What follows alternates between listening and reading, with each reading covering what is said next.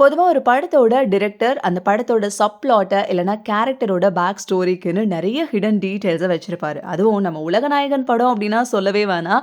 ஒரு நாள் ஃபுல்லா அவரோட மூவிஸ நம்ம டீகோட் பண்ணிட்டே இருக்கலாம். அப்படி நாங்க டீகோட் பண்ணி ரீசர்ச் பண்ண ஒரு சில விஷயத்த இந்த வீடியோல சொல்லியிருக்கோம். நீங்க நம்ம சேனலுக்கு புதுசா இருந்தீங்கன்னா, நம்ம சேனல சப்ஸ்கிரைப் பண்ணிட்டு வாங்க. வீடியோக்குள்ள போலாம். இதுல நம்ம ஃபர்ஸ்ட் பார்க்க போறது, விருமாண்டி படத்துல வர இந்த ஒரு டயலாக் பின்னாடி இவ்ளோ பெரிய ஸ்டோரியா? என்னன்னு டீட்டெயிலா சொல்றேன். அதுக்கு முன்னாடி இந்த மாதிரி இன்ட்ரஸ்டிங்கான வீடியோஸ்க்கு மறக்காம நம்ம சேனலை சப்ஸ்கிரைப் பண்ணிக்கோங்க. விருமாண்டி படத்துல கமல்ஹாசன் ரோஹிணி இன்டர்வியூ எடுக்கிற சீன்ல போலீஸா நடிச்ச சண்முகராஜன் ரோஹிணி கிட்ட நீங்க ப்ராப்பர் தஞ்சாவூரா அப்படின்னு கேட்பாரு. அதுக்கு ரோஹிணி இல்ல நான் கீழ்பெண்மணி அப்படின்னு சொல்லுவாங்க. உடனே அவர் முறைச்சுக்கிட்டே மூஞ்சி ஒரு மாதிரி வச்சுட்டு போயிடுவாரு. அங்க இளையராஜாவோட மியூசிக் மைல்டா கொஞ்சம் ஷார்ப்பாவே இருக்கும். அந்த 4 லைன் டயலாக்ல எவ்வளவு பெரிய விஷயத்த சொல்லிருப்பாங்கன்னா 1968ல கீழ்வெண்மணி அப்படிங்கிற இடத்துல ஒரு பண்ணையார்கிட்ட வேலை செஞ்சுட்டு இருக்க விவசாய கூலிகள் தங்களோட தினக்கூலியை கொஞ்சம் அதிகமா கேக்குறாங்க.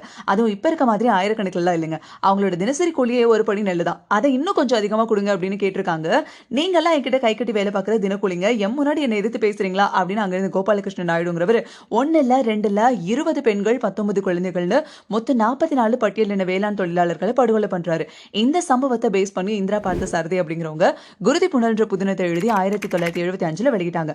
இப்போ ரீசெண்டா அசுரன் படத்துல கூட இந்த விஷயத்தை தான் சொல்லியிருப்பாங்க. ஆனா நம்ம ஆண்டவர் அன்னைக்கே இதை பத்தி பேசியிருக்காரு அப்படிங்கிறது தான் ஹைலைட்.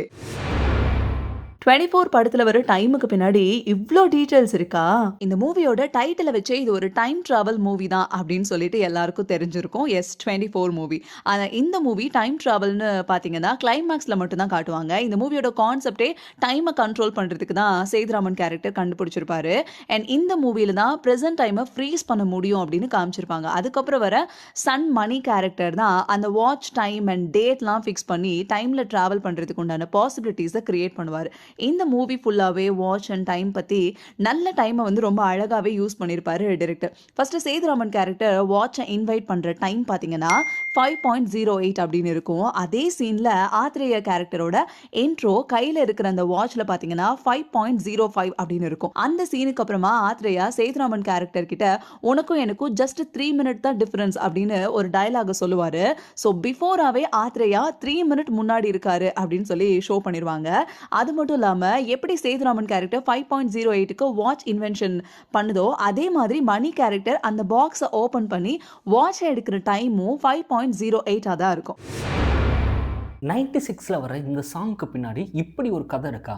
96 படத்தில் காதலே காதலே பாட்டை நீங்கள் நல்லா கவனித்து கேட்டிங்கன்னா அதில் ஆரம்பத்தில் பார்த்தீங்கன்னா ஒரு திமிங்கலத்தோட வாய்ஸும் ஒரு குருவியோட வாய்ஸும் வருங்க.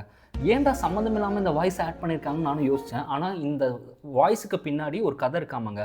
தி பேர்ட் அண்ட் தி வேல் அப்படிங்கிற ஒரு கதை இருக்குது. அதை கோட் பண்ணுறதுக்கு தான் அதை ஆட் பண்ணியிருக்காங்களாமா. அந்த கதை என்னன்னு பார்த்தீங்கன்னா, ஒரு கப்பலில் போயிட்டு இருக்கப்போ ஒரு கப்பல் வந்து விபத்துக்குள்ளாகுது. அந்த கப்பலில் இருந்து ஒரு குட்டி திமிங்கலமும் ஒரு குருவியும் கடலில் வந்து மிதந்து தப்பிச்சு வந்துடுது. பொதுவாக அந்த திமிங்கலம் பார்த்தீங்கன்னா அது கூட்டமாக இருக்கிறப்போ அந்த குட்டி திமிங்கலங்கள் அத்த குழுவில் இருக்கிற திமிங்கலத்தை பார்த்து அதோட வாய்ஸை வந்து கற்றுக்கும். ஆனால் இந்த திமிங்கலம் வந்து அதோட கூட்டத்தோடு இல்லாமல் தனிச்சு இருக்கு. அதுக்கு துணையாக அந்த குருவி மட்டும் இருக்குது. அந்த குருவியோட துணையை வச்சுக்கிட்டு அது மூலயமா அதோட வாய்ஸ் அதை வந்து கெயின் பண்ணிக்க ட்ரை பண்ணும். அது மட்டும் இல்லாமல் அந்த குருவிக்கும் இந்த திமிங்கலத்துக்கும் ஒரு இனம் புரியாத ஒரு நட்பு, ஒரு காதல் உருவாகுங்க. என்னதான் ரெண்டுக்கும் பல வேற்றுமைகள் இருந்தாலும், என்னதான் ரெண்டுமே ஒன்றுமே சேர முடியாமல் இருந்தாலும், இவங்க 2 பேருமே அதோட ப்ரெசன்ஸை வந்து என்ஜாய் பண்ணிக்குவாங்க. அந்த குருவிக்கு இருக்க ஒரே ஆறுதல் வந்து இந்த திமிங்கலத்தோட சவுண்டு தான். இந்த திமிங்கலத்துக்கு இருக்க ஒரே ஆறுதல் வந்து இந்த குருவியோட சவுண்டு தான். இப்படி 2 சேர முடியாத கேரக்டர் ஒருத்தவங்களோட ப்ரெசன்ஸ்னால அவங்க சந்தோஷமாக இருக்கிற அந்த பிளிஸ்ஃபுல்லாக இருக்கிற அந்த மொமெண்ட்டை கேப்சர் பண்ணி இதை தான் நம்ம ராமுக்கும் ஜானுக்கும் வச்சுருப்பாங்க. ராம் வந்து ஜானு ஏதோ ஒரு மூலையில், உலகத்தை ஏதோ ஒரு மூலையில் சந்தோஷமாக இருக்கான்னு நினச்சிக்கிட்டு அவன் சந்தோஷமாக இருப்பாங்க. அதுதான் 96ல் லைஃப் ஆஃப் ராம் பாட்டில் பார்த்தீங்கன்னா அந்த கடைசியில் அவன் வந்து அவள் எங்கேயோ இருக்கான்னு சொல்லிட்டு அவளோட பேர் அங்கே எழுதி வச்சுட்டு அவனும் சந்தோஷமாக இருப்பான். இப்படி இந்த கதையும் கேரக்டர்ஸையும் லிங்க் பண்ணுற விதமாக தான் இந்த பாட்டில் வந்து இந்த சவுண்ட்ஸை வந்து ஆட் பண்ணியிருக்காரு நம்ம director Premkumar. 7G rainbow colony கிளைமேக்ஸுக்கு பின்னாடி இவ்வளோ விஷயங்கள் இருக்கா? அட ஆமாங்க, கதிர் வந்து கிளைமேக்ஸில் சூசைட் பண்ணிக்கலான்னு பிரிட்ஜ் மேலே ஏறி நிற்பான். அதுக்கப்புறம் பிரிட்ஜிலேருந்து குதிப்பான். ஆனால் அவன் என்ன ஆகும், அங்கே போய் ஒரு லாரி மேலே விழுவான். லாரிலேருந்து அப்படியே ரோட்டில் விழுவான்.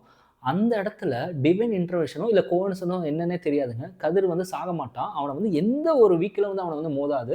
அவன் மட்டும் அப்படியே நின்றுட்டே இருப்பான். அந்த டைமில் தான் அனிதாவோட ஸ்பிரிட் வந்து அவங்ககிட்ட பேசுகிற மாதிரி ஒரு இல்யூஷன் நடக்கும். அனிதாவோட ஸ்பிரிட் அவன்கிட்ட என்ன சொல்லும், கதிர் நீ நினச்ச நேரத்தில் ஒன்றாலும் சாக முடியாது, உனக்கான ஒரு பர்ப்பஸ் கண்டிப்பா இங்க ஏதோ இருக்கு அப்படின்னு சொல்லிட்டு போற மாதிரி இருக்கும். ஆனா அவனுக்கு தெரிஞ்ச ஒரே ஒரு பர்ப்பஸ் என்னன்னா, படம் ஆரம்பிச்சதுலேருந்து அவனுக்காக தான் ஒரு ட்ரூ லவ்க்காக வெயிட் பண்ணிட்டே இருப்பான். அதாவது படத்தோட ஆரம்பத்துல பார்த்தீங்கன்னா, அனிதாவ பார்க்கணும்னு அவன் வெயிட் பண்ணிட்டே இருப்பான். படம் முடியிறப்பயும் இல்லாத ஒரு அனிதாவுக்காக அவன் வெயிட் பண்ணிட்டே இருப்பான். இந்த இடத்துல அவர் என்ன சொல்ல வர்றாருன்னா டைரக்டர், அவனோட ட்ரூ லவ் அவன் அடையிற வரை அவன் வெயிட் பண்ணிட்டே இருப்பான் அப்படிங்கிறத சொல்ல வர்றாரு. ஒருவேளை பார்ட் 2ல கதிர் அவனோட ட்ரூ லவ்வ மீட் பண்ணுவானா, அங்க மறுபடியும் அவனுக்கு ஒரு காதல் பூக்குமாங்கிறத நம்ம வந்து பொறுத்திருந்து தான் பார்க்கணும். மாஸ்டர் படத்துல ஜேடி கேரக்டருக்கும் இந்த கேட்டுக்கும் இவ்ளோ சிமிலாரிட்டீஸ் இருக்கா? நம்ம தளபதி விஜய் நடிச்ச மாஸ்டர் படம் அவர் கெரியர்ல தவிர்க்க முடியாத ஒரு படம். அதுல வர ஜேடி கேரக்டர் இப்போ வர ஆல் டைம் ஃபேவரட்டுங்க. தமிழ்நாடு தாண்டி ஆந்திரால இருக்க நிறைய பேரு ஜேடி கேரக்டரையும் மாஸ்டர் படத்தையும் பயங்கரமா செலிப்ரேட் பண்ணிட்டு இருக்காங்க.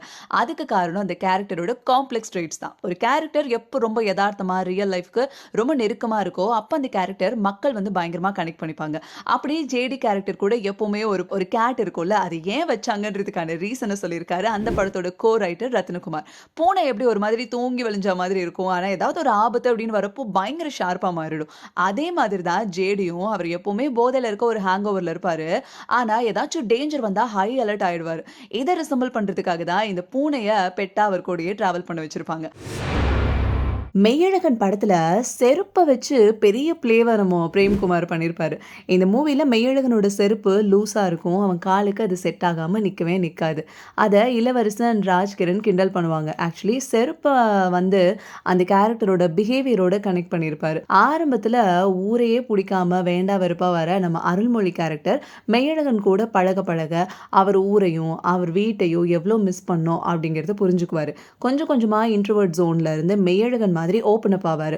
அப்பதான் அவங்க செருப்பை மாத்தி போட்டுக்குவாங்க. அந்த செருப்போட தான் அவர் மெய்யழகன் வீட்டை விட்டு ஓடியும் வருவாரு. ஆனா அந்த செருப்பு வழுக்கிடும். இந்த சீன்ல அகைன் அருள்மொழி இன்ட்ரோவர்ட் அண்ட் செல்ஃபிஷா மாறுறனால அவருக்கு மெய்யழகனோட செருப்பு செட் ஆக மாட்டேங்குது. இப்படி படம் ஃபுல்லா இந்த செருப்பை வச்சு கனெக்ஷன் வந்துட்டே இருக்கும். ஏன் எவ்வளவோ கன்ஸ் இருக்கும்போது கமல்ஹாசன் ஹேராம் படத்துல இந்த கன்னை சூஸ் பண்ணிருக்காரு? ஏன்னு டீட்டெயிலா தெரிஞ்சுக்கலாம். அதுக்கு முன்னாடி இந்த மாதிரி இன்ட்ரெஸ்டிங்கான வீடியோஸ்க்கு மறக்காம நம்ம சேனலை சப்ஸ்கிரைப் பண்ணிக்கோங்க. ஹேராம் படம் முழுக்க கமல்ஹாசன் இந்த மவுசர் C96 கன்னை யூஸ் பண்ணிருப்பாரு. இதுல சொல்லப்பட்டிருக்க மிகப்பெரிய அரசியல் என்னன்னா, இந்த C96 கன்னை ப்ரொடியூஸ் பண்ணது ஜெர்மன். நார்சிஸ் படையில இருக்க ஹையர் சீஃப்க்கு மட்டும்தான் அவங்க இந்த கன்னை கொடுப்பாங்களாம். படத்துல கமல்ஹாசன் இந்த கன்னை யூஸ் பண்ற இடத்துல எல்லாம் நார்சிஸ்டிக் ஐடியாலஜி தனக்குள்ள வந்துருச்சு அப்படிங்கறத ரெப்ரசென்ட் பண்ற மாதிரி மென்ஷன் பண்ணிருப்பாரு. இன்னும் சொல்ல போனா அவர் தன்னோட மனைவியான வசுந்தரா கூட இருக்கும்போது வசுந்தராவே அந்த C96 கன் மாதிரி மாறிடுவாங்க. அதாவது ஒரு மனுஷனுக்கு உண்டாகிற காம வெறி மாதிரி பாசிசம் தனக்குள்ள ஊறிடுச்சு, நான் அந்த கொள்கையை தான் இனிமே ஃபாலோ பண்றேன் அப்படிங்கிற ஐடியாலஜியை ரொம்ப அழுத்தமா அந்த சீன்ல சொல்லியிருப்பாரு. இந்த மாதிரி இன்னும் நிறைய படத்தோட ஹிடன் டீடைல்ஸ் அண்ட் லேயர்ஸை டீகோட் பண்ணி உங்களுக்கு நாங்கள் சொல்ல போகிறோம். இந்த வீடியோவில் உங்களுக்கு பிடிச்ச விஷயத்தையோ இல்லை நீங்கள் டீகோட் பண்ண ஒரு டீட்டெயில் இருந்தாலும் கீழே கமெண்ட்டில் சொல்லுங்கள். இந்த வீடியோ உங்களுக்கு பிடிச்சிருந்தா லைக் பண்ணி ஷேர் பண்ணி மறக்காமல் சப்ஸ்கிரைப் பண்ணிக்கோங்க.